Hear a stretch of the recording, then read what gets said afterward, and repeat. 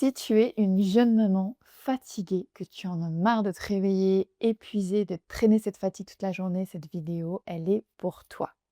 Je vais te partager aujourd'hui 5 astuces sur le rythme circadien. Et sache que même si ton bébé ne fait pas encore ses nuits, qu'il a un rythme de sommeil complètement imprévisible et chaotique, l'idée en fait c'est vraiment en début de maternité de se concentrer sur ce qu'on peut contrôler et ce qu'on peut mettre en place. Parce qu'il y a plein de choses qui nous dépassent et qui sont complètement incontrôlables et où il faut lâcher prise, comme le sommeil du coup du bébé. Mais voilà, si tu mets ces 5 astuces en place, dans ton quotidien, tu vas vraiment voir une différence sur ton énergie le matin au réveil et tout au long de la journée.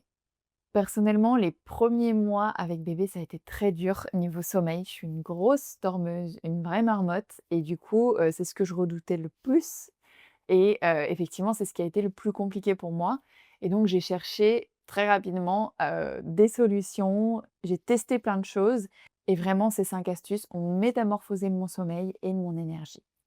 Et le plus fou, vous allez voir, c'est que c'est des astuces hyper simples, hyper faciles à mettre en place, gratuites. Donc voilà, c'est comme tout, il faut prendre les habitudes et du coup les rajouter petit à petit dans votre routine. Mais vous allez vraiment être métamorphosé et voir une énorme, énorme différence sur votre énergie. Et sachez aussi, si vous regardez cette vidéo, que vous n'êtes pas maman, pas jeune maman, etc., cette vidéo, elle est aussi pour vous, honnêtement. Ces conseils, ils peuvent être appliqués pour tout le monde, que ce soit des enfants, des parents, des adolescents, peu importe. Réajuster son rythme circadien, c'est vraiment quelque chose qui va être bénéfique pour n'importe qui. Donc pour commencer, qu'est-ce que le rythme circadien? Sachez que le rythme circadien, en fait, c'est votre horloge interne. Et le rythme circadien des humains, du coup, est sur une période temps de 24 heures.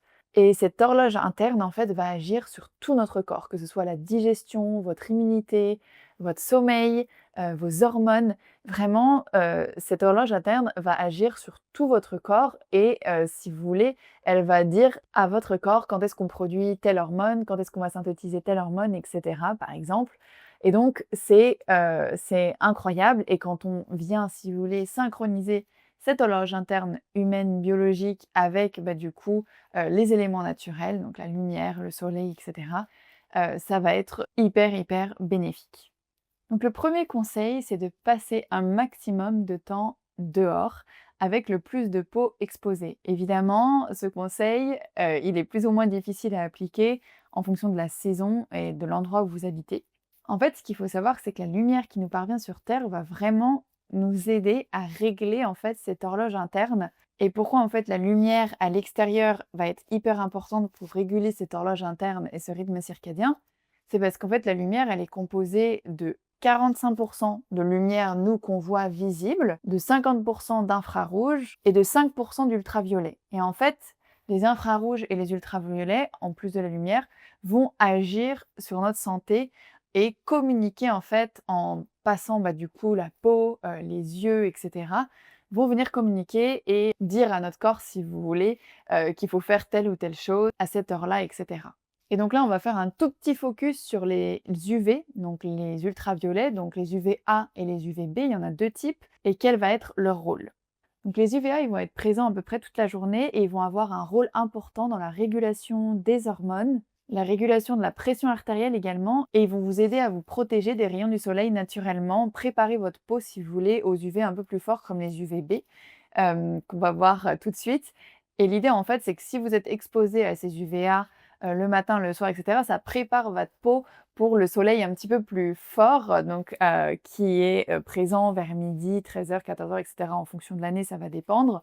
Et ça prépare votre peau, si vous voulez, en fait, à ces UVB qui sont les 2e types d'UV et qui, eux, vont avoir un rôle très important dans la synthèse de la vitamine D et la mélatonine. Donc vitamine D, tout le monde sait ce que c'est et la mélatonine, du coup, vous savez, c'est l'hormone du sommeil, l'hormone qui va vous aider à vous endormir. Donc l'idée, si on résume, c'est de s'exposer à la lumière naturelle, donc dehors. Attention, parce que si on est dans sa maison avec les vitres, en fait, elles vont filtrer les UV. Et donc du coup, vous n'allez pas du tout avoir les mêmes bénéfices, pour votre peau et pour votre santé. Donc du coup, vraiment, essayez d'aller dehors. Même 1 minute, c'est déjà bien. Si vous pouvez plus longtemps, encore mieux. Mais voilà, essayez vraiment, d'accorder en fait votre réveil, au réveil du lever du soleil. Donc l'hiver, c'est plus facile que l'été et vice versa. Enfin, ça dépend si vous êtes des lève-tôt ou pas. Hem Et d'essayer, voilà, d'avoir un petit peu de temps dehors. Ça peut être simplement ouvrir, par exemple, la fenêtre quand on conduit, qu'on emmène les enfants à l'école. Ça peut être, voilà, aller, 5 minutes prendre son café et son thé avec un plaid dehors, pendant qu'on fait, je sais pas, une méditation, ses prières du matin et enfin, peu importe ce que vous voulez. Et en fait, les UV qui vont être captés par votre peau, par vos yeux, vont venir indiquer à votre corps que c'est le moment de se réveiller. Le soleil se lève, la création est bien faite, le soleil se lève et nous aussi les humains, on est censés se lever et donc du coup, ça va vous aider à être bien éveillé, bien réveillé, dès, du coup, les premières heures, enfin dès votre lever, en fait. Ensuite, le midi, si vous pouvez faire une petite pause, bah, c'est idéal également d'aller dehors. C'est le moment, on va dire, c'est le plus rentable d'être dehors parce que c'est le moment où il y a le plus d'UVA et d'UVB en concentration et donc ça va être bénéfique. Par contre, attention, si vous avez tendance à ne pas vous exposer le matin, le soir et durant tout l'hiver à la lumière extérieure, bah, faites attention parce que vu que les UV sont forts, c'est le moment aussi où on prend des coups de soleil. Donc voilà, commencez doucement mais si vous êtes exposé tout au long de l'année à ces UV, en fait, vous devriez avoir beaucoup moins de sensibilité au soleil. Mais évidemment, ça dépend aussi des types de peau et cetera, donc faites en fonction, de vous.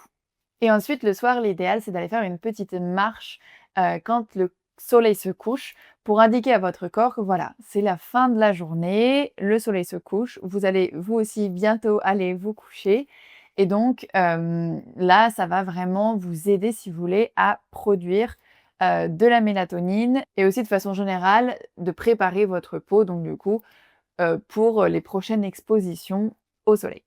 Du coup, on arrive au conseil numéro 2, qui est d'avoir une routine de sommeil constante. Voilà, donc l'idéal, c'est vraiment d'aller se coucher et de se réveiller chaque jour à la même heure.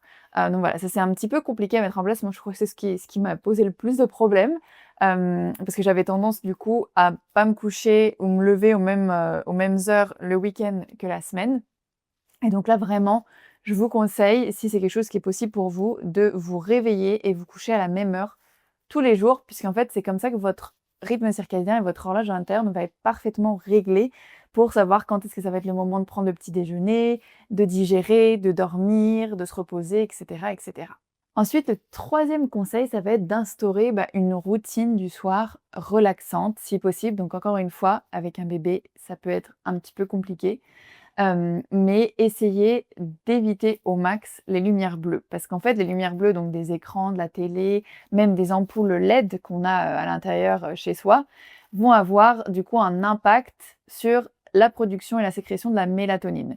Donc la mélatonine, vous savez, je vous l'ai dit tout à l'heure, c'est l'hormone du sommeil et du coup, ça vient biaiser votre corps et vous dire: «Bah, en fait, là, il est pas du tout, par exemple 20 h ou 21 h et c'est l'heure d'aller se coucher. Non, là, cette lumière bleue, elle fait une lumière, avec la même intensité, on va dire, qu'à midi. Et donc du coup, bah, ça vient complètement, bouleverser votre rythme circadien et ça vient mettre un petit peu le bazar. Donc ça, dans une de mes prochaines vidéos, je vais vous donner des astuces justement pour éviter, ces lumières bleues le soir et cetera. Je vous expliquerai tout ce que j'ai mis en place et comment le mettre en place avec des astuces un petit peu plus pratiques. Mais du coup, voilà, éviter la lumière bleue le soir. Ensuite, éviter aussi le café après-midi, si possible. Surtout en plus si vous allaitez, généralement ça va pas aider, votre bébé à dormir si vous avez consommé beaucoup de caféine après-midi. Et ce que je vous conseille ensuite, c'est voilà, d'avoir une petite routine relaxante, que ce soit des respirations, que ce soit lire un livre, prendre un bain, prendre une douche, enfin voilà, une fois que bébé s'est endormi, s'il s'est pas endormi contre vous, ce qui est le cas la plupart du temps, vous allez pouvoir enfin voilà, peut-être faire un bain ou une douche. Sinon, juste faire des respirations avec bébé sur soi, c'est déjà bien. Et ensuite, ce que je vous conseille aussi vraiment, c'est d'éteindre la Wi-Fi, enlever votre téléphone de la chambre si possible et d'avoir une chambre le plus noire possible la nuit. Donc ça va être idéal pour vous, mais aussi pour bébé, pour, dormir, longtemps, comprendre que, voilà, là, c'est tout noir, il y a pas de lumière, il y a pas d'UV et c'est le moment où vraiment le corps se restaure, c'est le moment où on se repose et donc du coup, ça, vous pouvez avoir pareil les astuces plutôt pratiques, je vous les donnerai dans une autre vidéo, mais ça peut être un masque si votre chambre elle est pas complètement noire, mais si vous avez un bébé, je vous conseille vraiment d'investir dans des volets ou quelque chose qui vient vraiment rendre votre chambre, le plus noir possible. L'idée, c'est de plus voir sa main, quand vous êtes, du coup, là, les lumières éteintes. Ensuite, le quatrième conseil, ça va être de manger à heure régulière. Donc là, pareil avec l'heure du réveil, l'heure du coucher, essayez de manger à peu près aux mêmes heures, chaque jour et de manger, dans les 2 premières heures suite au réveil. Ça pareil, j'ai eu énormément de mal parce que j'ai toujours été une personne qui déteste prendre des petits déjeuners, mais pareil, là, ça a métamorphosé ma vie. Manger, sur les 2 premières heures après le lever et manger un petit déjeuner protéiné. Essayez d'avoir au moins 30 grammes de protéines. Et là, ce qu'il faut retenir, c'est que du coup, le corps, il est censé manger quand il fait jour, puisque c'est le moment où on est actif, et cetera, mais ne pas manger quand il fait nuit.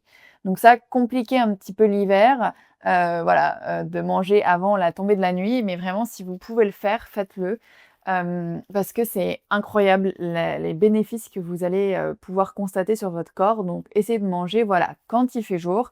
Quand il fait nuit, c'est plus l'heure de manger, on va se coucher et on se repose. Et ensuite, mon cinquième conseil, ça va être d'essayer de faire un petit peu de sport.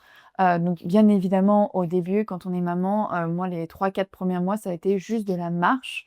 Voilà, parce que je sentais que c'était pas le moment de demander à mon corps, de faire, du cardio, du pilates ou des exercices de renforcement musculaire. Donc voilà, essayez au moins 30 minutes par jour de marcher et puis après le tout début du postpartum, peut-être à 3 4 mois, enfin quand vous le sentez, postpartum, bah, là vous pouvez reprendre une activité sportive un petit peu plus intense, ce qui vous fait du bien, ce que vous aimez faire.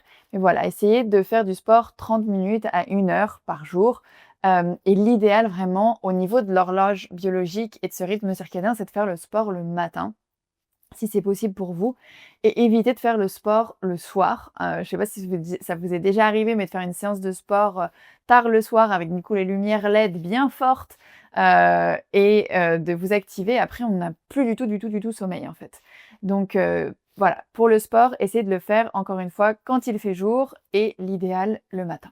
Voilà, donc finalement, les conseils que je vous ai donnés, c'est vraiment des conseils pour être, bah, le plus aligné, si vous voulez, à la nature. Et en fait, c'est très simple, c'est que des astuces très simples, mais on s'est tellement coupé, de notre rythme naturel, que du coup, ça nous paraît, énorme, en fait. Ça nous paraît être vraiment un challenge et ça l'a été pour moi et ça a bien pris, quelques mois pour avoir, bah, toutes ces choses en place et il y a encore des jours où, voilà, je le fais pas et c'est pas grave. Le plus important, c'est voilà, d'essayer de le faire quand vous pouvez et puis, bah, les jours où vous pouvez pas, ça sert à rien de vous flageller. C'est pas ça du tout l'objectif, mais voilà. Il faut vraiment essayer juste de garder ça en tête et essayer de mettre ces petites astuces en place, bah, le plus souvent possible. Comme je vous le disais, je vais vous faire une vidéo, un petit peu une journée dans mes baskets où je vais vous montrer comment, moi du matin jusqu'au soir, je gère et je mets en place toutes ces petites astuces. Donc on se retrouve dans cette, vidéo si vous voulez, aller la voir. Je ne sais pas où ça sera, voilà.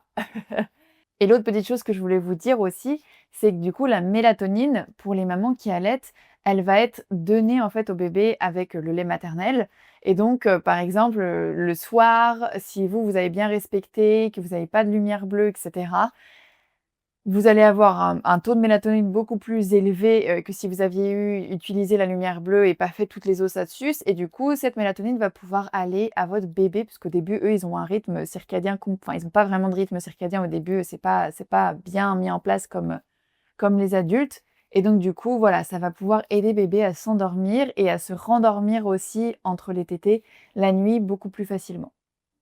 Voilà, j'espère que cette vidéo vous a plu, qu'elle a pu vous aider. Sachez que si déjà vous prenez un ou 2 conseils et que vous essayez de le mettre en place dans votre quotidien, c'est déjà extraordinaire, ça va vraiment vous aider. Votre corps va vous remercier et dites-moi en commentaire un petit peu, bah, qui a été le plus challenging pour vous à mettre en place ou qu'est-ce que vous mettez déjà en place? Qu'est-ce que vous avez remarqué? Par exemple, si vous faites ça, j'en sais rien, pendant les 2 3 prochaines semaines, dites-moi un petit peu si vous avez, vu des changements. Moi, ce qui a le plus changé vraiment, c'est l'exposition au soleil, au lever du soleil, le midi et le soir. Ça, c'est au coucher du soleil, c'est vraiment ce qui a le plus métamorphosé mon énergie au quotidien. Voilà, je vous envoie plein d'amour et on se revoit très bientôt pour une prochaine vidéo. Ciao, ciao!